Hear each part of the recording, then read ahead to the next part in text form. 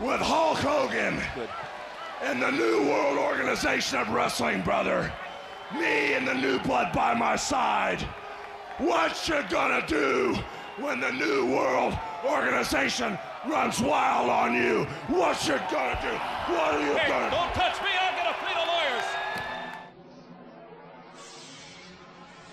Hello ladies and gentlemen, welcome to the debut episode, or pilot here in SoundCloud, in the rise and fall of WCW. You have a lot of people talk about WCW, the negative aspects of it, like, we all know what happens, basically, so. If this is called the rise and fall of WCW, shouldn't we just put on the video, that Netflix video? No, because that video, like, it's the problem when you go up on YouTube, where you see the DVD. All they talk about is, NWO happened, Sting happened, Goldberg happened, Cruiserweights happened, and then there are a lot of backstage politics. But nobody goes in deep with, like, nobody talks about the new blood rising, nobody talks about the aftermath of when NWO was formed. No one explains the explanation of why there was a red NWO and a white NWO. They're like, NWO happened, and then ratings went high, then went down. Like, because they tried to bring back the popularity of the NWO so they can get back to popularity. That's it, but nobody puts depth into that ever. They're just like, it fucking happened. That's why, here, we're going to start off with our first episode of the 1996 Bash of the Beach.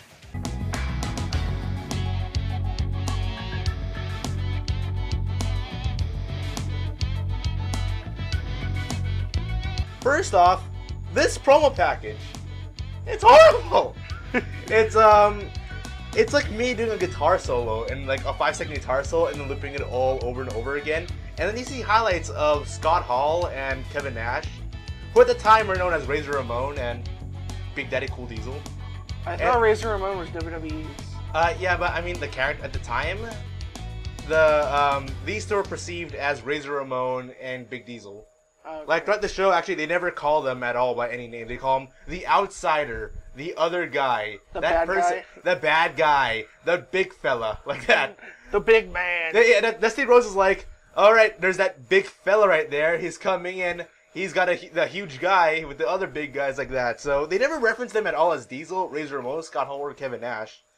And then the promo package is them doing everything they do in slow motion. It's like, okay, I'll do the sound, and then you say something that those two like guys have said. Okay. You know what they say. I'm gonna cut them up. Then slow motion. Then it's also he says, "I'm gonna cut you up." Oh, I couldn't think of anything. Then he walks backwards in slow motion. Yeah. Then like, I got a big fella coming up here. Yeah. And he's like basically, I got a big, like his mouth is going in slow motion while doing it. While that then Kevin Nash comes in and is like, so you wanna play with the big boys, huh? Yeah, I couldn't think of anything Kevin Nash says, so. Yeah, he has his one botch line. He's like, huh? So you wanna play the big boys, huh? Look at the adjective. Play. No, yeah. So this is where the big boys play, huh? Now look at the adjective. Play. Yeah, the adjective play. The adjective. Look at the adjective. Play. I watched a network version, so like I think they cut that out. We are introduced with Tony Schiavone, Dusty Rhodes, and Bobby the Brain Heenan, and immediately Dusty Rhodes goes off. He's like, Tony Schiavone is he's like, okay guys, this is the biggest moment ever in wrestling history. I don't know the last time anything this memorable or amazing is gonna happen tonight. I don't know what's gonna happen, but something big is gonna happen tonight. They're gonna have a third partner in the Outsiders. This is gonna be the most like psychedelic, amazing, like nobody's ever thought of this night ever. Like going off like. Yeah, Schiavone's going off like that. Then like Dusty Rhodes is like, look, let me tell you something, brother, alright? So, yeah, this match is going to be the greatest night of all time. And you see Bobby here in the background. You saw him in the background? Yeah. Yeah, he's like, his eyes is rolling. Just stop, please. You can tell, because he's like Tony Schiavone's talking, and you see Heenan roll his eyes. Then Dusty Rhodes is talking. Then Heenan starts, he looks over to his right, and he goes like,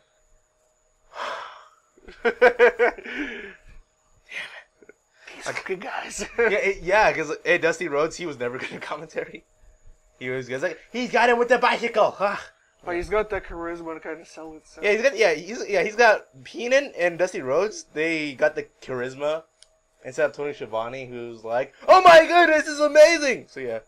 So our first matchup tonight will be Psychosis, aka the Rejected Ninja Turtle, versus Rey Mysterio. How much you know of Psychosis, actually?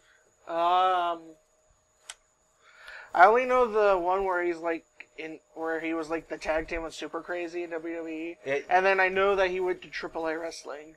Yeah, you got the Psychosis that wasn't that crazy. Yeah. Psychosis, he has this really cool Ninja Turtle outfits with the gigantic cane hair and the gigantic bulls coming up. It's actually like pretty. Like I want to have an action figure of him and Jushin Thunder Liger, because they look like superheroes, right? Like they don't look like wrestlers. I remember because I was playing a WCW game. Like I played WCW with Thunder, and like you play Psychosis, and he's the only guy who comes out wearing a cape. Because he's that fucking cool. Well, WWE had a pirate, so. Yeah, they had a pirates. They had WCW. They had two Mexicans stereotypes riding lawnmowers to even stereotype it more. Yeah. Oh, the layout, they not stereotypes. Yeah. Good thing they actually did got rid of Hunico, actually, like the character Hunico. So yeah, they got rid of that stereotype over stereotype. And it's Psychosis against Rey Mysterio. I didn't know who the good guy and bad guy was, but Rey tries to go for a handshake, but Psychosis is like, hell no! And he slaps Rey Mysterio. So I'm like, oh, he's the bad guy. And I gotta say, immediately Psychosis starts off with a guillotine leg drop. Like, immediately. That's just your finisher. Can you imagine if Triple H does like pedigree in the first like 30 seconds of your match? Well, Sheamus bro kicked Daniel Bryan in the 15 seconds of his WrestleMania. I know, but the match, that was a 15-second match. Yeah. This match went on for like 15 minutes. And Psychosis does a guillotine leg drop immediately. 1, 2, kick out. You know anything weird about the commentary for this match? Tony Schiavone disappears. So he's like, okay, this match is about to start here. Greatest moment in wrestling history. Here's Mike Tenay. Then like Tony Schiavone's just gone. Yeah. Yeah. Oh yeah. Yeah, Tenay is fucking there, man. It's like, wait, what? Then he goes on for like 15 straight minutes of not even calling a single move in this match. He's all like, Mexico has this great history in AAA and stuff, and like, the mask means a lot of this and this and this, that. That is called, oh yeah, you know why Bobby Heenan, he really hates Tony Schiavone? Yeah. Huh? He hates him because he calls moves that you really, unless you're a real wrestling geek, you shouldn't call it. It'd be like, you know how he did commentary in WrestleMania? Mm-hmm. Yeah, where we're all like, he does a full Nelson suplex, a Chris Benoit crossface. He does the, like, what else other moves he called? Oh yeah, he does the John Cena leg drop. He does the John Cena leg, no, like, what other more technical moves you call, like, he does the Tiger suplex. Oh yeah, the Daniel Bryan Tiger suplex. He does the Dragon suplex. He does the spinning Hurricane Rana. Bobby Heenan and Dusty Rhodes, they fucking hate that. They hate that. They hate, because, like, they're all like, if you know the commentary nowadays, if someone does a move, they're like, he does a suplex. He does a big, strong move. Wow, that must really hurt. Oh yeah, that move, it looked like a lot of force behind it. Yeah, there's a lot of force behind it. And Schiavone's like, that guy, he did this, like a spinning Hurricane Rana to a DDT. And then Schiavone's like, just call it a spinning DDT. What the hell is wrong with you? Don't you mean like Dusty Rhodes or Heenan? Yeah. Heenan and Dusty Rhodes, you'd be like, just say that was a weird looking strong move. Psychosis. I think either Psychosis. Tenay was like, he does an Acai moonsault. And then Dusty Rhodes is like, what are you talking? Where did you get that word from? What? Then I was like, oh my brother, where did you get that word from? Like, what is that? What is an Acai what moonsault? And Tenay's like, that's an Acai moonsault. It's from Mexico and stuff, and Japan. Like, there's moves where Mexican wrestler was like, there's like going for on and ever. It's like me explaining to you every single move in wrestling ever. It's like, this is the fisherman suplex, and then Tenay would be like, it's called a suplex. Enziguri style kick to the back of the head from Psychosis. Where do you get all these names? 1, 2. You read walls? A 2 count. Well, actually, Brain, sometimes you just don't know them, you make them up. Got a 2 count. Brain, he studies his vocation. I figure Mike Tenay, he never shuts up about the luchador history, and Heenan calls Rey the San Diego Chicken. You know, this Rey Mysterio Jr. he's a legend in San Diego. He's referred to a lot of places as the original San Diego Chicken. Well, he was born in San Diego, or is from San Diego. And then he dressed up as a chicken at WrestleMania at one point. There's that. Well, he dressed up as Captain America and the Joker once, so. Yeah, so yeah, but he is the San Diego Chicken by Heenan's words. He's not wrong there 10 years from that point He's not the ultimate underdog, he's the San Diego Chicken. He's the San Diego Chicken. There's a huge debate going on how important the Cruiserweight division was in WCW. And they do some really cool spots. Well, you have like Ray, he does a monkey flip on Psychosis on the ring apron, over the corner ring post. I have never seen that move ever done in my entire life. Never seen it. Psychosis, he does a senton all the way from the top rope. No, wait. Psychosis versus Rey Mysterio is me versus Eric in WWE 2K13. You know, like, we would just do, like, top rope moves for no apparent reason. Yeah. You'd be like, go from the top rope, and then I'd do, like, a swanton bomb on you. Yes. If you think about it, I'm an idiot for doing that, but, like, you just do it. You have, Psychosis, he does a senton from the top rope on Rey Mysterio outside the ring. And that threw me off because that must freaking hurt. Ray, he does a Hurricanrana out of the apron to outside the ring on Psychosis, where Mike Tenay calls it. He does a Hurricanrana. Heenan. Oh, a Hurricane what? Like Tenay, his balls. It's called a Hurricanrana. Shut up, Tenay. Be quiet. I think that's the only match Tenay calls. I think. Then you got Schiavone, which I don't think is a step up. So, then Rey Mysterio, he does a springboard flipping senton outside the ring. Me and you playing W2K13 again. Springboards and... He does a springboard spinning senton off the rope to Psychosis outside the ring. Wait, spinning senton or corkscrew? Not corkscrew, it's a spinning. Oh. It's you know, like, you think you're about to do a moonsault, then you just come up and do like a normal swanton. Yeah, that's basically it. And then Tenay calls that move an Acai moonsault. And I'm like, you're wrong! Wrong! Like, it's an Acai moonsault. I'm like, no, it's a fucking senton, you idiot. But it's from Mexico and Japan. It's from Mexico but Japan. The mask is important. They do. It becomes a thing where Tenay starts talking about how amazing like Mexican wrestling is compared to America. And it's like, oh my god, Mexican wrestling is so cool. They do so much better stuff. Like their wrestlers are so fucking like more fun. They're easily more entertaining than us. It just goes off forever. And I don't know who's the good guy, who's the bad guy out of the three of them. I thought Heenan, but then again, he just sounds like he doesn't give a shit. Match ends ridiculously. Match ends with Psychosis going for a crucifix top rope powerbomb, and up in midair, Rey Mysterio gives him a Hurricanrana for a pin. Holy shit! Oh my... Top rope crucifix powerbomb to a Hurricanrana up in the air from the top rope. God damn it! My goodness. What is up there? Up in the air. Up in the air. Up in the air. Oh my god. I want to do that move now. I want to see you do a crucifix powerbomb on me, then while in midair I do a Hurricanrana. Oh, midair. Okay. Yeah, it's a midair move. Fuck. So he's already in air, and then he somehow pulls a Hurricanrana. Yeah, crucifix powerbomb, Hurricanrana while in midair. That like, can you imagine? It's like me doing a tombstone. It's like me doing a tombstone power driver on you, and then you somehow flip over to do a power driver on me in midair. Yeah. Fuck's sakes, what is wrong with these guys? Oh my god. Yeah. So yeah, Rey Mysterio wins with the top rope Hurricanrana, crucifix powerbomb reversal to a pin. Alright. Conan, he gets interviewed actually. The current United States champion, Conan, from Mean Gene, and Conan, he basically like no-sells the end of this match. Mm-hmm.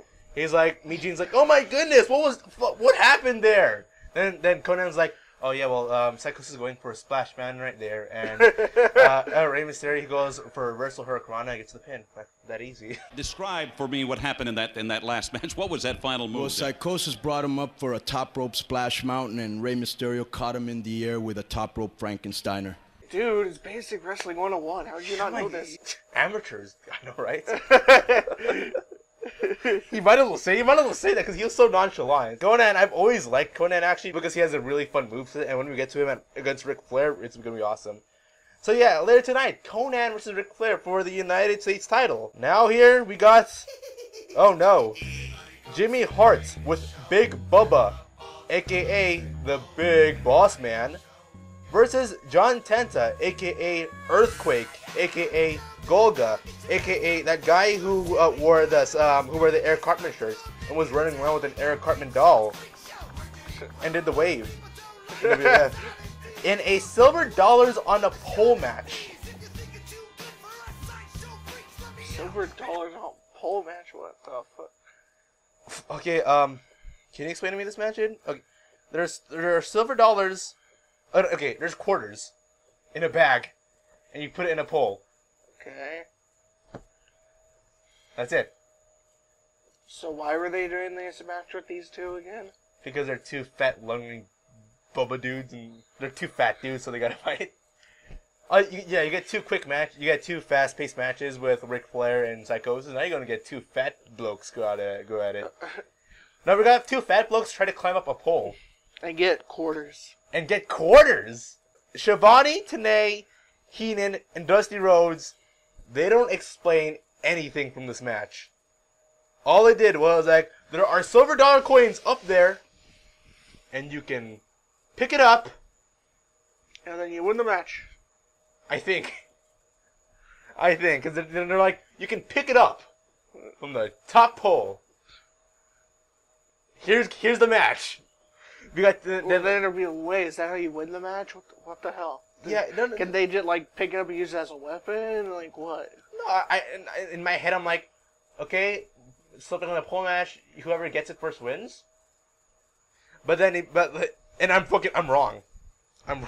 This match ends with pinfall or submission. So now what's the point of the bag of coins? Because, okay, by the way, this match is a no disqualification match. And if you can get the coins up on top of the bag on the pole, you can use it as a weapon. See, I was right. And here's the thing, though. This match is already no disqualifications. Why do you need the coins? Because you would hit someone with a bag of coins. No, okay, so, like, it's no DQ. What makes Big Boss Man not stop and grab a steel chair from under the ring and use it? Or his nightstick.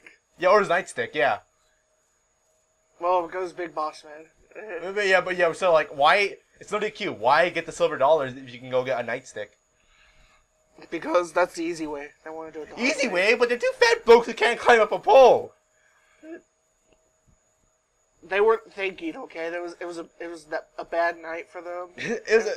I don't know. I think these two. I hear John Tenta looks like Jake Roberts in Beyond the Mat, where he was super oily and fat as all hell, and he's losing hair. Schiavone at one point he says Big Bubba has to literally scale the pole like a tree.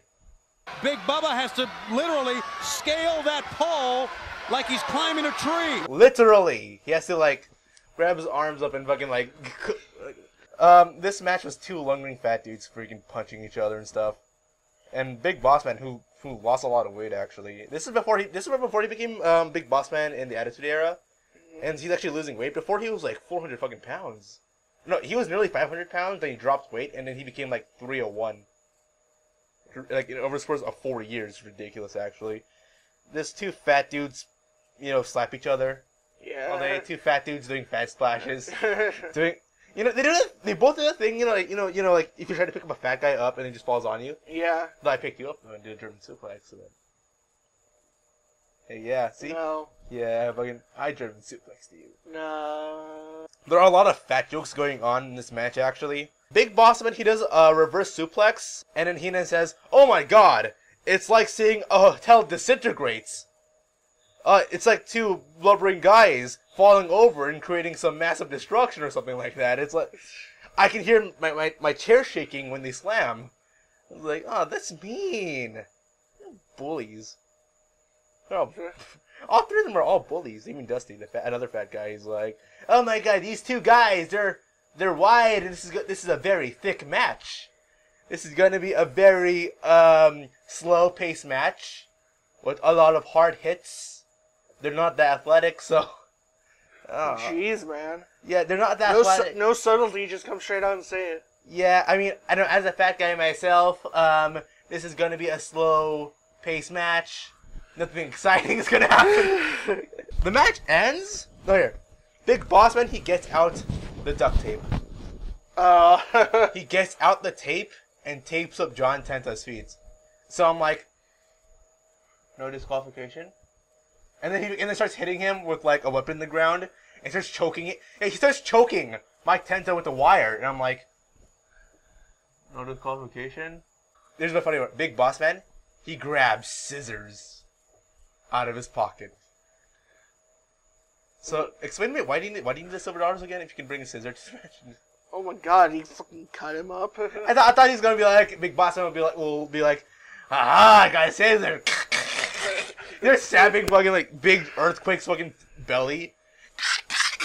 Pins up 1, 2, 1. Yeah, but no, he just cuts his hair. And then Big John Tenta, I think, who is the face of this match, he low blows Big Boss Man. The referee's like, no, you can't do no, you can't do that. What? I thought it was no disqualification. Low blowing, that's bad.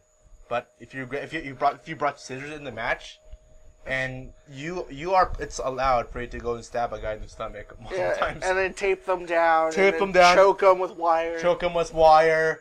That's good. But low blowing, dude. He was crossing the line, man. You're just crossing the line. You just can't do that. Oh, okay. Okay, Big Boss Man, he does hit the spine buster on Big Earthquake. And then Heenan talks about how his chair in his arena is rumbling off that move. Boss Man, he can't climb because he's too fat. So he asks Jimmy Hart to go get the bag. Then Tenta, he slams Big Boss Man. He grabs the silver dollars, and then he knocks out Big Boss Man. And I put in question mark. Then pin. Because the commentators not once said this match would end in pinfall. So I was like, okay, he got the silver. No, I'm like, Big Boss Man won. He has the dollars. He has the silver dollars now. Tenta then takes it. The Tenta steals it. And knocks out Big Boss Man and then pin. I'm like, I don't know what's going on. What? They're all interviewing on who the third man is. We got to find out. They got to deal their hand. I've asked everybody. I've asked people that don't even know anything about wrestling. Nobody knows who the third man is. No one's talking. No one's saying anything. You talk to people who don't know anything about wrestling. Yep. It's like me coming to Tyler, then being like, who is Repo Man? Instead of saying Demolition Axe, he'd be like, who? I don't know why Bobby Heenan did that. He's like, okay, I need to know who the third man of the Outsiders is. Then he goes up to some random guy in the street and says, hey, dude, do you know who the third member of the Outsiders is? It's the Outsiders. And some guy's like, who are the Outsiders? And Heenan's like, oh, yeah, that guy doesn't know who it is. I think nobody knows who it is. Okay. Heenan, I think you're out of your mind right there, man. You got Sting, Luger, and Macho Man wearing face paints. And who do you think their third man is going to be? You know what? I don't care. I know it's gonna be somebody, so that's really all that matters to me. Because he's gonna get hurt just like those other guys are gonna get hurt. This is equal opportunity, equal war type situation. We're gonna take him out, are we not? Lex Luger, it's got to be very, very difficult to prepare when you don't know who this third man is. That's very true, Gene, but we are prepared. You know, we've waited a long time for this. They've made a lot of noise, haven't they? A lot of loud noise. They've come in and talking trash. The WCW was an honor and privilege to be chosen for this team. I speak on behalf of all of us, and we will represent it well. We will represent it to the best of our abilities. And you know what, guys? What is it? You know what point needs to be made here? Make the point, what is it? Thrown announcers through stages. You've talked real loud, but now actions speak louder than words. Isn't that right, Stinger? We are a team, and we are pumped and ready. We're up for this one. You guys better get to it. Let's just go do it. Thank you very much, gentlemen. They are the total package. Lex Luger, Sting, and the Macho Man. Those three men collectively. Lex Luger, all he did throughout this entire thing was he started posing and flexing for the camera all day. It's like, look, I'm telling you, we are going to defeat the third outsider. So he's like flexing his arms. He's like working on his biceps and stuff. And Macho Man, I even look at the camera. His back is turned and it's like, look over his left and right. What is going on? Interview. Oh, hey, Mean Gene, what's up? Yeah. Watch him look so confused. He's like, what's going on? What? While Luger's flexing and Sting's in the background. Just going. Hey, he's nodding his head left and right. Lex Luthor just constantly doing, and some person comes up, hey, you know where the bathroom is? Oh, yeah, it's that way. It's that way. I think he was already, like, they were all in their late 30s, actually, during this time. Now, next one here. Fist, Lord of the Ring match. A taped fist Lord of the Ring match. Okay, now first off, this isn't for the actual Lord of the Ring here. You don't get the powers, you don't get the golden ring, you can't turn invisible. Oh, you don't get the one ring? Yeah, you don't get the one ring. Like, it says the Lord of the Ring, it's fucking liars.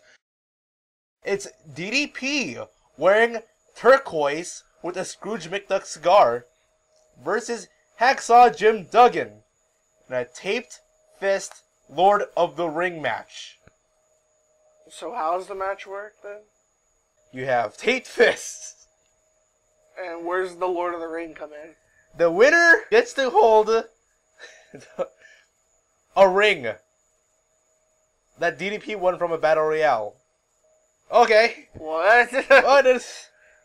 Okay, so okay. You know the King of the Ring title? Mm-hmm. This is kind of like their King of the Ring title, except it's called the Lord of the Ring.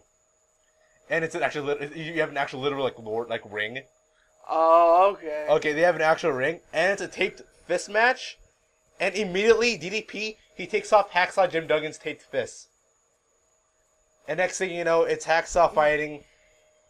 Hacksaw Jim Duggan is fighting DDP in a taped fist match while not wearing taped fists. Explain to me the rules here. I don't know, pinfall or submission to win. No disqualification. I don't know. What's the point with tape fist then? What does it add? I don't know. If your face was entirely taped, it would really stop the force of your punches. So you're making the fight more safer. Yeah. If it's a taped fist match, then why did DDP take off Hacksaw's taped fist then? I don't know. He thought he could take Hacksaw Jim Duggan with a handicap on it. Bang! Yeah! Oh yeah, I also love this. It is I don't want to repeat, but it's Hacksaw Jim Duggan versus the evil foreigner from the distant country of New Jersey, DDP. Oh, well, you're not kidding. Throw him out the door in the alley somewhere. But Dallas has a plan. The man has come back. The man had nothing. Then the man became a millionaire. Then the man was wiped out by that. Then like Jim Duggan's like USA, USA. Right is like USA, USA. Because Jim Duggan's that all-American type. Yeah, but DDP is from New Jersey. I don't know. It's like the time when Brian Pillman faced off against like Steve Austin, and they were saying USA chants for Brian Pillman, even though Brian Pillman is from Cleveland. From Cleveland, Ohio, Brian Pillman. USA! USA! USA! Well, the commentators say that Hacksaw has the home field advantage. Where are they in? I forgot what city they were in, but once again, Hacksaw has the home field advantage because he's American, and obviously DDP is not American. Duh, yeah. But New Jersey's in America. Just roll with the fact here that evil foreigner DDP hates America. You can tell he hates America because, like, DDP is like, no, stop doing that. No, I hate America. Did he ever actually say, I hate America? But he's like, no, he's like, oh. He starts like looking at the crowd. He's like, damn it. Stop doing that. What's wrong with you guys? So, chant New Jersey. Chant New Jersey, my country. New Jersey. New Jersey. He also tapes up Hacksaw's legs with duct tape also. The exact same, in the exact same location, and have the exact same strategy as Boss Man. So yeah, DDP, man, he's been watching the matches. I know that Hacksaw is the king of no-selling. You can't name a single guy worse than Hacksaw Jim Duggan in no-selling. Because they'd be like... Isn't it Hulk Hogan? No. Hulk Hogan, he will sell for a neck snap for like 10 seconds. Hacksaw Jim Duggan, he's gonna stand up immediately after whatever you do. But I remember DDP clotheslines Hacksaw, and Hacksaw just stands up quick, like before in like it's like oh, and DDP's like, what the hell, man? What the? What, next you're gonna tell me he did the diamond cutter and he immediately stands up after it? No, yeah, he does. Fucking DDP, he does a diamond cutter on Hacksaw. 1, 2, 3, Hacksaw stands up. Like, he gets on his legs before DDP. No, DDP, he gets the 3 count pin on Hacksaw from the diamond cutter. Then Hacksaw stands up. And is like, I lost? Son of a bitch! Fucking hack. Listen, Hacksaw, you're just gonna have to stay down for a couple seconds. No, he doesn't say that at all. Like, there's one quote from DDP. Like, I think he knows that he's in this bad match with Hacksaw. My quote of the night, he goes... And that was a good move by Dallas. So yeah, DDP, it's diamond cutter. He gets the win. Hacksaw no sells. Oh, wait, here's the thing. Who's the good guy here? From what I told you right now, who's the good guy? I would assume Hacksaw. Hacksaw, he no sells the diamond cutter. DDP wins the match. Then the guy is like, winner of this match, DDP! And then DDP is like saying, yeah, he won! Then Hacksaw stands up and clotheslines him! What? And he's like, USA! USA! Then the crowd is like, yeah! I'm cheering for the guy who knocked out his opponent after the match. After losing fairly. Well, hey. When we saw WrestleMania 30 and we saw that Diva Battle Royale, who did they all go after? The bad guys. The bad... Yeah. Boo! DDP, he won a match fair and square. Boo! He's not American still. He's from a different land. He actually did cheat. You just guys didn't see it. I saw it. Good, wait, this match is no disqualification. So like, fuck you. It's fair. I hate it whenever the commentators are like, boo, that guy cheated in a no disqualification match. Well, did Hacksaw bring in his 2x4? No. Well, he could have. He fucking stopping him. If he did that, man, he would do a USA chant like an idiot he was. The Giants, a.k.a. The Big Show, and the World Heavyweight Champion, with Kevin Sullivan as the Dungeon of Doom. Giants, they're scheduled to face Arn Anderson and Chris Benoit later tonight, the Four Horsemen. And Giant says he wants horse stew. Looks like we're gonna have some horse stew later. So he's gonna get Chris Benoit and Arn Anderson. He's gonna eat them up and like throw them in a bowl and fry cook them or something. I immediately am like, oh no, Kevin Sullivan and the Giants. And Arn Anderson and Chris Benoit, they get the interview. Arn Anderson, he's really good in promos. And then you have Benoit at the mic. Kevin Sullivan, Giant, the Horsemen have tolerated the Dungeon of Doom far too long. Tonight, we're gonna finish off what you started. Sullivan, I'm gonna leave you for dead. Giant, you've given us but another opportunity for the Horsemen to reign Benoit was supreme. never given the mic. Ever. He never was given the mic. Ever. Try to interview me and I'll be Chris Benoit. So, Chris Benoit, tonight you have a match. What do you think of your opponent? I'm gonna tell you that I am gonna go and defeat the Giants in this match. And I'm gonna go, I'm gonna tap him out, and we are gonna win, because we are the Four Horsemen. Yeah! Like, Crippler, yeah, the Crippler there, yeah. And you see Arn Anderson there looking, bobbing his head left and right. Chris, what are you doing? Yeah, Chris, my gun, man. I like you, bro, but no. Let the gimmick matches keep on coming. It's a 4-man dog collar match. Public Enemy, which is Johnny Grunge and Rocco Rock, who are most known for their run in ECW and WWF when the Acolytes legitimately beat the shit out of them in a match. And then versus the Nasty Boys. Read what I said about this match. This is what I said. Read my notes. This match was utter shit. This match was utter shit! Oh my god.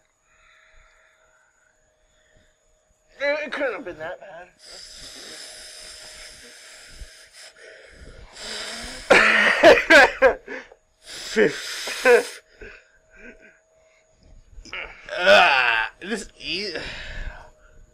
This might have been the worst match of the night. Might. Because it's your typical hardcore match. Mm-hmm. In which you get, you know, like, they grab a random steel chair, they grab a random trash bin, they hit each other around outside the ring, they fake punch each other, they do stupid ass spots outside the ring. It's Rock, he's on top of a sign, of the Bash at the Beach sign, and there's a Swanton bomb on Brian Knobs out on concrete. And the crowd, it's like Jeff Hardy doing a Swanton on concrete outside the ring, and the crowd is like, and then Rocco Rock, he does a pile driver, a fucking pile driver outside the ring on concrete, and the crowd is like, oh. Then Shivani's like, oh yeah. So let's talk about the main event. Oh my god. And then I can't even explain this match because it's just them trash fighting, and then Rocco Rock botching a table spot 3 times. He does a splash on the table doesn't break, and so he does it again, table doesn't break. Then he goes for a power slam on Brian Knobs on the table or sags on the table doesn't break. And then the match ends with Rocco Rock getting clotheslined with a chain. Yeah. Can you explain to me who the good guy and bad guy is here? I'm gonna go with Public Enemy. Or the Nasty Boys are the good guys. Alright. I have no clue. Oh. Because Public Enemy's like, yeah, wave your hands in the air, woo! Nasty Boys is like, yeah, let's get nasty! And the crowd is like, woo! So yeah, it's gonna be a revelation for us to see that the WCW crowd is a really, really weird crowd. And it's you could tell they're not really wrestling fans, except for the one idiot wearing an ECW shirt in the front. That's about it. Yeah. So Splash 1 breaks. Splash 1, table doesn't break. Splash 2, table doesn't break. And then the Nasty Boys gets a win from the chain clothesline. Then of course, Public Enemy, being I think the good guys they are, they attack the Nasty Boys after the match. And they're like, yeah, woo, we won! Immediately the Nasty Boys stand up. Yeah, we won! And Giovanni is like, this isn't going to be the last time we see them. And I'm like, oh no. Because I remember Public Enemy were in WCW for a long time. Oh, man. Next match here, Disco Inferno. With his awesome goofiness and his entire orange tracksuit and his gigantic record label. And it says Disco Inferno in it. He's like, yeah, my record! Woo! And it's also that very plastic CD. Disco Inferno, he gets the microphone. He's gonna party in the disco scene after he beats Dean Malenko for the Cruiserweight title. And he proceeds to call Dean Malenko Mr. Personality. Then the match. Stone-faced Dean Malenko comes out with the Cruiserweight title. Dean Malenko, I called it here. No, Shivani says it immediately. Shivani calls Malenko expressionless. You're not wrong there, Shivani. Malenko has one face. He has one face. When he's getting his ass beat, he has one face. When he's winning the match, he has one face. It's Stone Cold Steve Malenko right here, man. He has no face. No expression. Can you name who the good guy and bad guy is right now? Disco Inferno sounds like the good guy. Yeah, Disco Inferno, the guy who's dancing and making a goof of himself, saying, "I want the party, yeah, woo!" Yeah, I don't know. Again, I don't know again. I think this is the 4th straight match. I think I said I don't know who the good guy, bad guy is. Immediately, Malenko gives Disco Inferno the Brain Buster. 40 seconds in this match. He's like, ready? Malenko just comes in. Yeah, clothesline, Brain Buster. 1, 2, kick out. And Giovanni's like, oh, he's a Brain Buster. Wow, okay, cool, sweet. The crowd goes silent for the Brain Buster. Oh, but no, Bobby Heenan calls it a pile driver. Oh, hits him with that pile driver. He hits him with the pile driver. Here's the problem with hardcore matches. The gaps in logic for hardcore matches make absolutely no sense. It'd be like, if I hit you with a steel chair and then some guy stands up, wait. If I hit like Hulk Hogan with a steel chair and he's knocked out, does that mean the Public Enemy are more badass than Hulk Hogan? I mean, I don't know, like, cause Rocco Rock, he gets a table, he does a swanton on a table, then he stands up 4 seconds after that. Fact, Hulk Hogan, he can't take a chair shot. Disco Inferno, like he taps out. Public Enemy Nasty Boys, fuck yeah, they take fucking swantons through tables and shit. Like, oh my god. This is actually a pretty cool match. By the way, Disco Inferno, he has little to no offense right now, so this match was like 3/4 of Dean Malenko kicking his ass and doing like he does a regal stretch. He goes for the figure 4. He does a clover leaf, and Disco Inferno is in the ground like, oh, he's just taking it all. He's taking hard slaps like the. So yeah, the Inferno, he does get some, like, whenever he has some bit of offense going in, Malenko just slaps him, and then, like, Inferno bumps his ass off. It's like, woo! The Inferno's, like, falls down. For fuck's sakes, damn it. And, because, Dean Malenko, Malenko, amazing wrestler, technical wrestler, but he has no personality. He's like Lance Storm, basically. He has one face. So like when Inferno slaps him, Malenko is like, ah. No, he doesn't go ah. He's like, stone face, man. If you punch him, Malenko has one like. So yeah, that kind of ruined it for me. So Malenko isn't taking shit. Like he's pulling up a hacksaw basically. He's not taking shit from anyone, man. Malenko hits a great Tiger Bomb / Cloverleaf combination, aka the most coolest move in SmackDown 2. That next match, Joe Gomez versus, wait for it, Steve Mongo McMichael. Here comes Mongo. Here comes Mongo. Who the hell's the good guy? Who the hell's the bad guy? Carl. You got young new up and comer Joe Gomez coming in. Versus Steve Mongo McMichael, who's with the Four Horsemen. Well, the up-and-comer. Up-and-comer? Yeah. You sure? Yeah. I don't know. These matches are not hard, but you didn't really think... Okay, the guy who's getting his ass beat usually is the face. But I think Dean Malenko is the face of the last match. So which meant the evil heel Disco Inferno was getting his ass beat like 99% of the match. And Joe Gomez. This is a stiff-ass match, and I put here Joe Gomez as green. I also put out Joe Gomez as tall Juventud Guerrera. I'm not wrong there. Mongo, he hits the Tombstone Power Driver for the win. And I'm surprised they call it the Tombstone Power Driver, actually. He hits them with a sit-down Power Driver. They might as well just say that, but like, he hits them with the Tombstone! And every match, they're all like, prepare for the greatest night of all time. This is the greatest thing gonna happen in the history of wrestling of all time. Who was the third member of the Outsiders? I can't. Nothing really to say about Michael McMongo versus Joe Gomez because it was a hard, stiff-looking match. I liked it, but Joe Gomez was really green, and he was way too tall to do moves that he was trying to do, like sunset flips and all that stuff. Oh yeah, also Mongo, he low blows Joe Gomez, and ref ignores it. Low blow! Ref is like, no, don't do that again. What do you have to do to get DQ'd around here? Tape this match. No DQ. 4-man dog collar match. No DQ.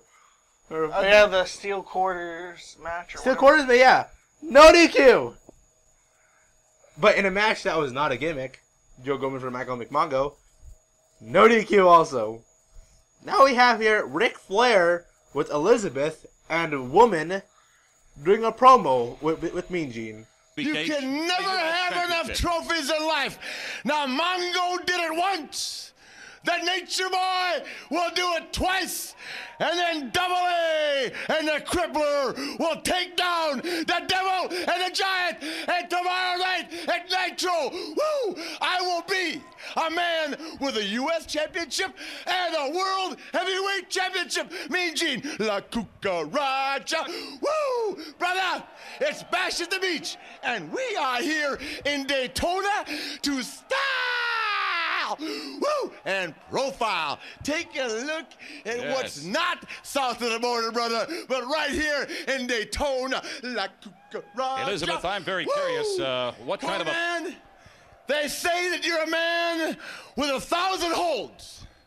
Tonight, brother, you gotta meet a man that has unlimited knowledge of the greatest sport in the world. Excuse me. Bottom line is, woman makes one more advance towards you, you won't be able to go back to Sarasota. You'll be across the street on the penthouse with the nature bar and the girls partying in Daytona.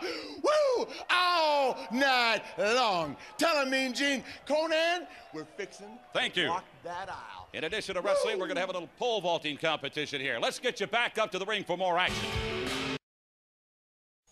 Ric Flair is going off like, let me tell you something here. I'm going to be a Conan right now and be the new Melody Champion. Woo! Yeah! I'm going to bring this thing about later, though, but Miss Elizabeth, she doesn't work as a heel manager. She doesn't. It's because, can you see Miss Elizabeth trying to be, like, evil? No. Yeah, like, name one thing you can imagine Elizabeth can ever do. I look at her. I mean, she was with the heel Macho Man Randy Savage for a while. She could pick the wrong guy. I don't know. Like, she's just gonna stand there and go. Yeah. Like she's gonna wave her hands. But woman though, known as Nancy Benoit, she immediately starts hitting on Mean Gene, and Mean Gene's like, "Huh, woman? Yeah, we can go to the bar today or something." Next match here, Conan, the United States Champion, versus Nature Boy, Ric Flair, with Miss Elizabeth and woman. I put here, woman shrieks loud, and that Liz looks like the wife from the Jetsons. I think Liz is only there with woman purely so they can create a double distraction. The ref sucks because like literally multiple times where Miss Elizabeth not even talking, she's just gonna go on the rope, and the referee will be like, "No, what are you doing, Miss Elizabeth? Elizabeth, get down. This isn't your match." And Elizabeth is like, "Yeah." Yeah, I think I have to do something for Flair or something like that. That woman's in the background going, "Ah!" I say, well, he don't possess a lot of power, but I'm gonna tell you what. It's like Flair versus Conan, Night of the Woman Scream. That was it. I know that sounds kind of weird to say in the year 2014. But she's like going, "Ah! Oh God! Go get him, Flair! Go get him! Go!" And then the referee is, guys, this has to be one of those incompetent referees I've ever seen in my life. Earl Hebner is nowhere near this guy. My goodness. Liz, like, Ric Flair is in the bottom. He's outside. And Miss Elizabeth was like, Flair, get up, come on. And then Conan, he's on their apron, and he jumps on Flair and Elizabeth. And guess what happens? Okay, so Elizabeth, she tumbles over, and she immediately stands up and no-sells it, and walks off. I remember she did that. She did it with Hulk Hogan actually. Like Hulk Hogan gave her an atomic drop, and then Elizabeth just stands still and just walks off normally. He was like, "Yeah, well that happened. Have you seen my hair looks horrible?" I know, right? But Flair looks awesome in this match, and Conan, he has a fun-looking moveset. Like, cause he's a luchador. No, he's that guy. He's a strong style luchador. If that makes any sense. He's like Eddie Guerrero, where he doesn't actually do any high flying moves, but he has a grounded style with a mix of power moves. Basically, like he's gonna go for power bombs. He's gonna go for like springboards up at the same time. He goes for some high risk moves. He also goes. He does military. You don't know guys from Mexico doing like gorilla press slams actually. With Conan's size, it's actually pretty amazing to see. He has a fun WWE 2K14 moveset, basically. Because I'm going to create a big guy, and that big guy is going to have high flying moves. Yeah, sweet. Conan is slapping the shit out of Ric Flair for like 3/4 of the match. Woo! And Flair's like, "No, boy! No! No, you're not gonna hit me. No, don't. Just stop. I beg you. Then Conan answers back with just knocking him out. Well, like he just punches Flair, and Flair's like, "Oh my God, my face! Ah, please, boy. You want woman? I'm gonna give you woman. Woo!" So there's Flair just like going and begging his ass off, getting his ass beat. This is a really, really good match, and Conan is an extremely good worker actually. It usually is like Flair. He always makes the other guy look good, but Conan, he actually made Ric Flair look amazing actually in this match. I don't know if it's his fun moveset because or not, but Conan, he plays to the crowd and it's a really fun match actually. I don't know, maybe because it's just a network version, but my crowd was booing Conan and cheering for Flair. I don't know Conan. Conan's a good guy? Yeah. Because the crowd is booing for Conan. He's booing at Conan. Why? What's he do? What did he do wrong? Because he's an evil foreigner from the distant country of Mexico. Oh. I don't know. That's my only guess. Or that's because it's because of Ric Flair, so you must cheer for the guy. Yeah, the match ends with woman she's in the apron. She's got her shoe, and Elizabeth is distracting the ref, saying, "Hi, what's up, yo, hey." And the referee's like, "No, what are you doing?" Liz's like, "Hi." A woman, she gets her shoe, and is like, she's about to hit Conan, and she's just waiting there for like 20 seconds, like, "Okay, I'm gonna hit him. I'm gonna do something." Like for 20 seconds later, she finally hits Conan, and then like Flair's like, "Oh boy, you gotta go for the pin." So it's like, and then Flair, he does this thing where he puts his leg up on the ropes for leverage. Yeah, leverage pin. The referee, right next to Flair's legs, is like, "What?" Like his referee Nick Patrick's eyes is. Right, is like his eye is looking at Ric Flair's lower body. He sees Flair doing this, and he's like, "What? 1, 2, 3, ring, ring, ring." Oh God! Once again, what do you have to do to get DQ'd around here? How many matches is that in a row? Let's see, the quarters match, the dog collar match. The what was the other one? The taped fist match. I think there was the one before that. Yeah. Hacksaw versus DP. That was versus DQ. The Silver Guards match, no DQ. For the dog collar chain match, no DQ. For fuck's sakes, man. Michael McMongo versus Joe Gomez. It's like 6 matches, no DQ. No DQ right there, man. What the hell? That's not gonna be the first time I'll tell you that. Ric Flair, new United States Heavyweight Champion, and Nick Patrick is like, that happened. And Shabani's like, "No, that is unfair. He cheated." What did they get DQ'd around here? I like his Michael McMongo. He low blows Joe Gomez, but Shabani's like, "Oh, well, you have to do whatever it takes to win the match." Oh my God, Shivani. What the hell, man? Yeah, Mean Gene, backstage, he has cops around him, and he's standing outside the Outsiders' locker room. Why do the Outsiders have their own locker room? Like, why do they have the locker room? Because he's just there. Like, and it's like, the Outsiders, they're not even signed with WCW. They don't even belong here, but yet they have their own locker room. Yep. Explain that? Once again, this is tied for worst match of the night, which was Chris Benoit and Arn Anderson versus the Horseman, Benoit and Arn Anderson versus the Giant, World Heavyweight Champion, The Big Show, and Kevin Sullivan, part of the Dungeon of Doom team. The Horsemen, their team is comprised of Michael McMongo, the guy who low-blowed in his match, fuck's sakes, with Chris Benoit, and Arn Anderson and Ric Flair, and Elizabeth and Woman. The team, their main goal is to have Ric Flair go to the top by cheating and doing whatever it takes to win. Okay, now you have the Dungeon of Doom. You know what their goal is? No. Their goal is to end Hulkamania and ruin everyone's lives. Who's the good guy? Giant. Giant? Really? Is he part of the Dungeon of Doom? Yeah, he's part of the Dungeon of Doom, yeah. Oh, okay. They're both heels then. They're both bad guys. Bad guy. Yeah. Bad guys. Bad guys. Bad guys. Bad guys. Prepare to face the consequences of your actions. Yeah. I mean, like, this match was fucking horrible. A. Kevin Sullivan's there and beats the Giant. It's big nasty Paul White. Yeah, remember when I said there's nobody who can match Hacksaw in no-selling? Yeah. Kevin Sullivan instantly, man. I remember, like, well, probably the only bad match Chris Benoit has ever had was him against Kevin Sullivan. Because they'd be like, Chris Benoit would give him a triple German suplex and someone would just stand up. Or something. Or it'd be like, he would get a trash lid.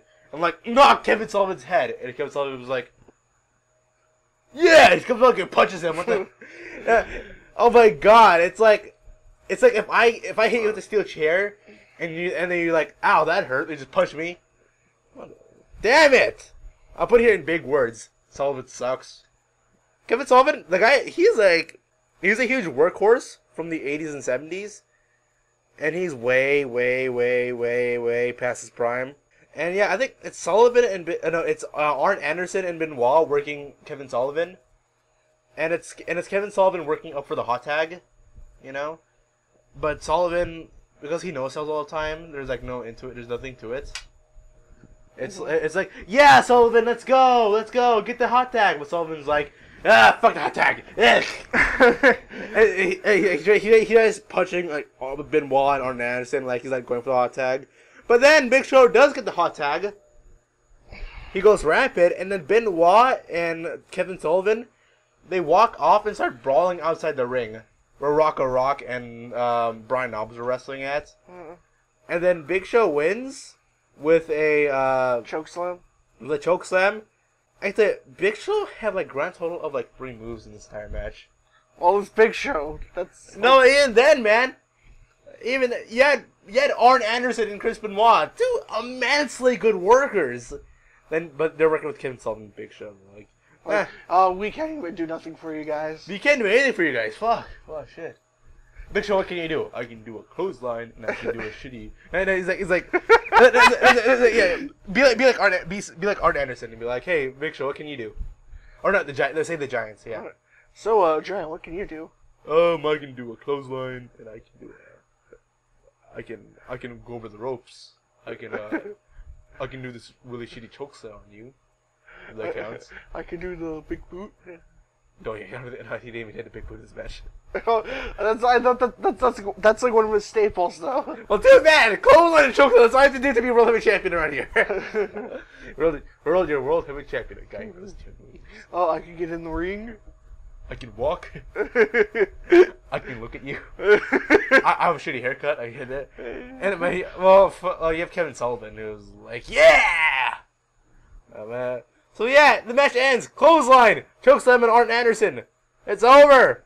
The Giant wins. But this doesn't stop. So yeah, the Giant is like, yeah, ooh, world heavyweight champion, yeah. And then he walks off. Meanwhile, Chris Benoit is kicking the crap out of Kevin Sullivan. So he can see this. Like they're fighting right next to the entrance ramp. Okay, so Kevin Sullivan is just getting his ass beat by Chris Benoit, and the Giant's like, see you, Kevin. Yeah, I was just gonna say that. Like, Kevin, doing a good job there. Got him. Doing a good job there, man. Got him. Hey, he just walks by his fucking partner. Like, world heavyweight champion. I don't give a shit. Yeah, I'm the world heavyweight champion. And then Jimmy Hart with his big microphone is like, yeah, man, he's the world heavyweight champion. Wow. So yeah, there's that happening, and then Chris Benoit, he brings Kevin.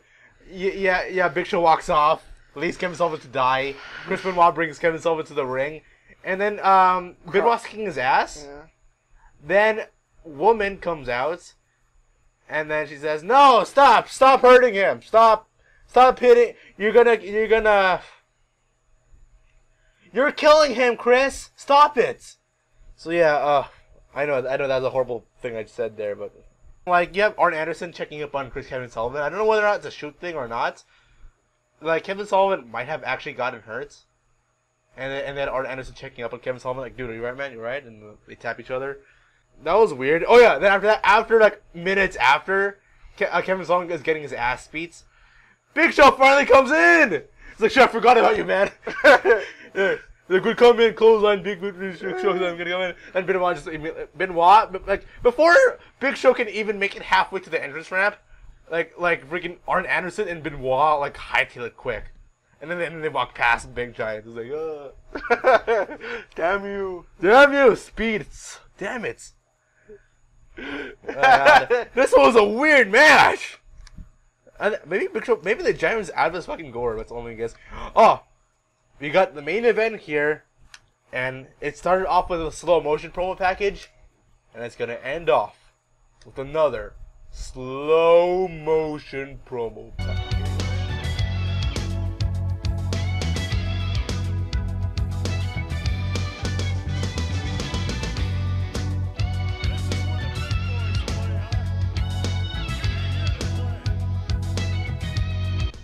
It's the same height basically. It's like, who is the third man? Razor Ramon's like, I got a big friend coming up.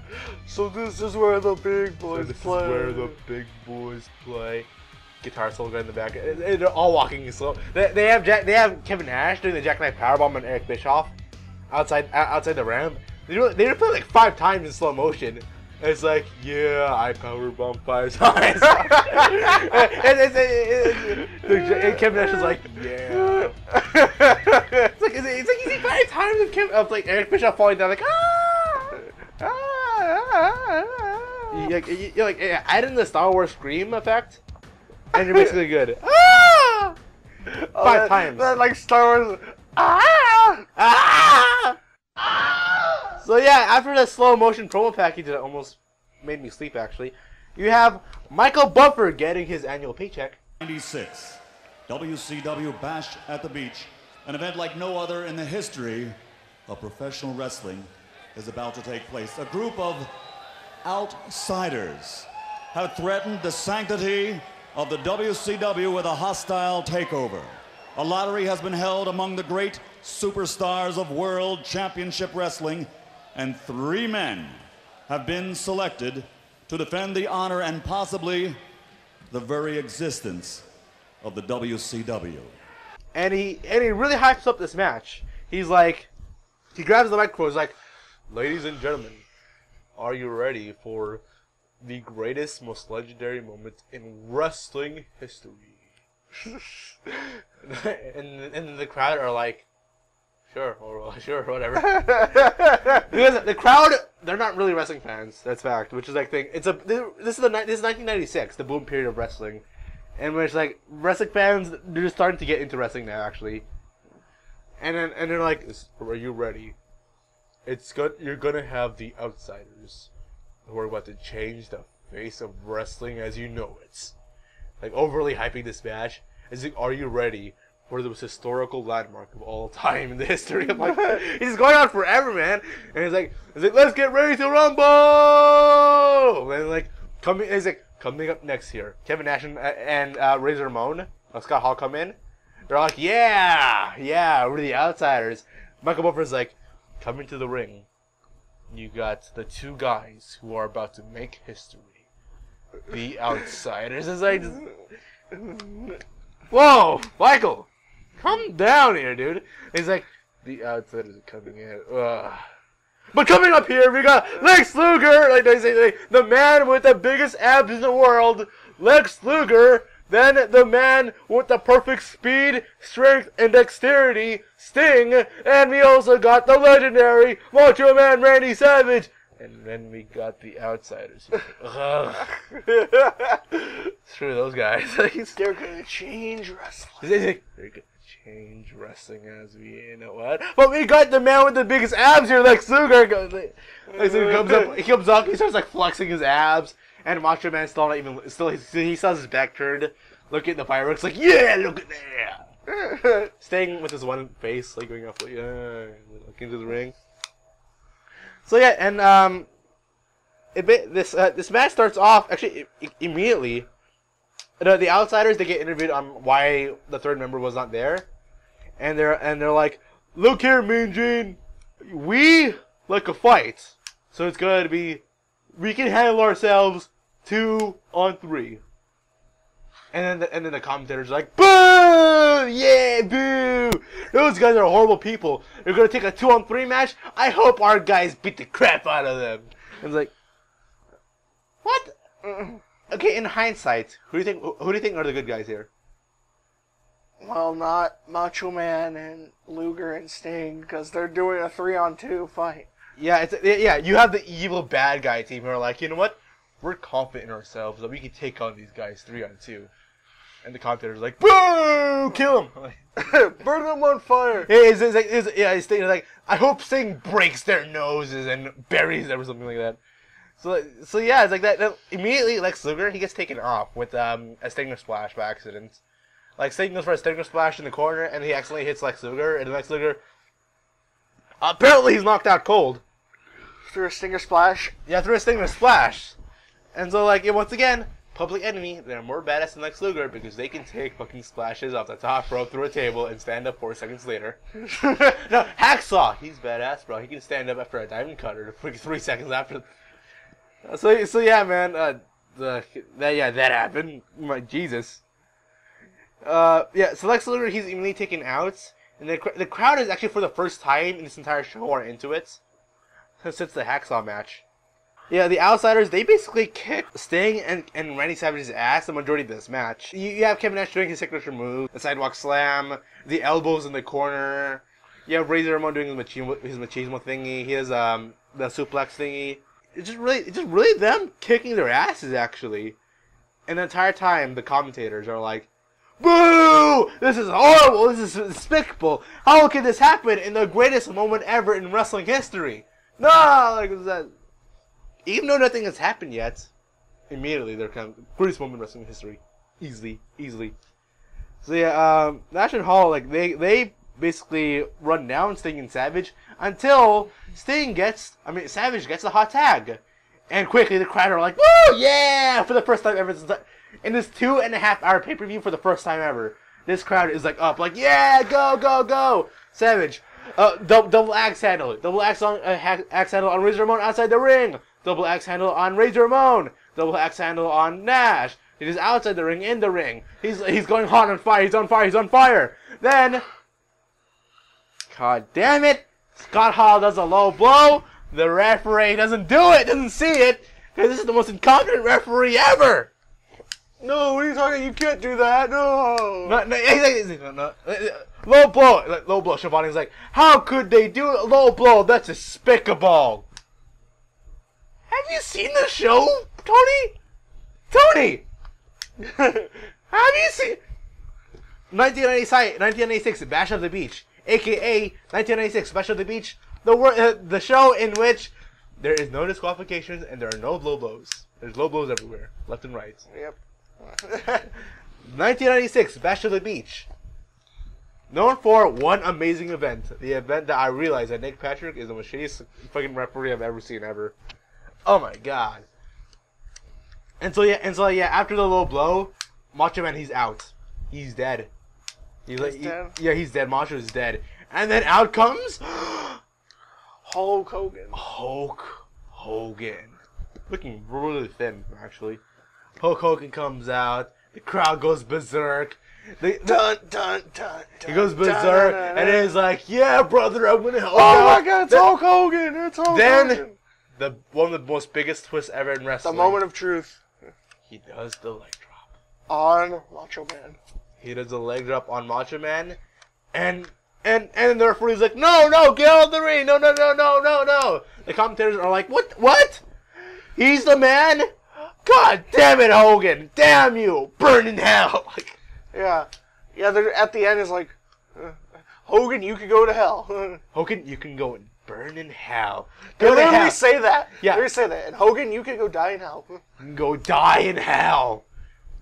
I'm like, Jesus, man, calm down. Damn you! Like, Tony Schiavone, this is the most despicable / greatest moment ever in wrestling history. Like, it's just going on forever.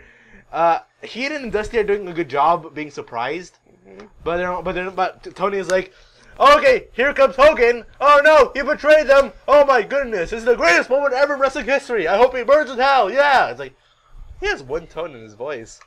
He doesn't even sound annoyed that Hogan betrayed them. He's like, Hogan betrayed us. Oh no, what is going to happen next? So yeah, Hogan does it. He goes for the pin on Macho. Razor counts the pin. Even though he's not the referee, but just go with it. Match ends suddenly. Referee's knocked out. Like, the match just ends with like, yeah! Hogan, Kevin Nash, Scott Hall, they raise their arms up in the air. And then Hulk Hogan gives off a great promo. Well, the first thing you gotta realize, brother, is this right here is the future of wrestling. You can call this the new world order of wrestling, brother. These two men right here came from a great big organization up north, and everybody was wondering who the third man was. Well, who knows more about that organization than me, brother? Well, Billionaire Ted promised me movies, brother. Billionaire Ted promised me millions of dollars. And Billionaire Ted promised me world caliber matches. And as far as Billionaire Ted goes, Eric Bischoff and the whole WCW goes, I'm bored, brother. That's why these two guys here, the so-called outsiders, these are the men I want as my friends. They're the new blood of professional wrestling, brother. And not only are we gonna take over the whole wrestling business with Hulk Hogan and the new blood, the monsters with me, we will destroy everything in our path, Mean Gene. As far as I'm concerned, all of this crap in the ring represents these fans out here. For 2 years, brother, for 2 years, I held my head high. I did everything for the charities. I did everything for the kids. And the reception I got when I came out here, you fans can stick it, brother. Because if it wasn't for Hulk Hogan, you people wouldn't be here. If it wasn't for Hulk Hogan, Eric Bischoff would be still selling meat from a truck in Minneapolis. And if it wasn't for Hulk Hogan, all these Johnny-come-latelys that you see out here, wrestling wouldn't be here. I was selling out the world, brother, while they were bumming gas to put in their car to get to high school. So the way it is now, brother, with Hulk Hogan and the New World Organization of Wrestling, brother, me and the new blood by my side, what you gonna do when the New World Organization runs wild on you? What you gonna do? What are you gonna do? Don't touch me, I'm gonna flee the lawyers. This is the new blood of professional wrestling. These two guys, the New World Order, who are 37 and 35 years old respectively. These guys. Did you notice how old all these guys were actually? Yeah. And the fans all start chucking trash in the ring and everything. Yeah, but... And he goes, these pieces of trash are just like the crowd. Or just like you, Mean Gene. Yeah. And you know what I have to say to these fans? If they don't like, they can stick it up. They can stick it. Like the Warlord. You can stick that guy also. Yeah, they got... But you notice? There were Hogan chants. Oh, yeah. When I went back, I was like... I saw an entire crowd of people in the back. Like, Hogan, Hogan, Hogan, Hogan. And then it's like, Hulk Hogan's like, you fans can stick it. Hogan, Hogan. You're all pieces of trash. Hogan, Hogan. Woo! Yeah! Tony is like just the worst night ever. I'm Tony Schiavone. Hulk Hogan, you can go to hell. We're out of here.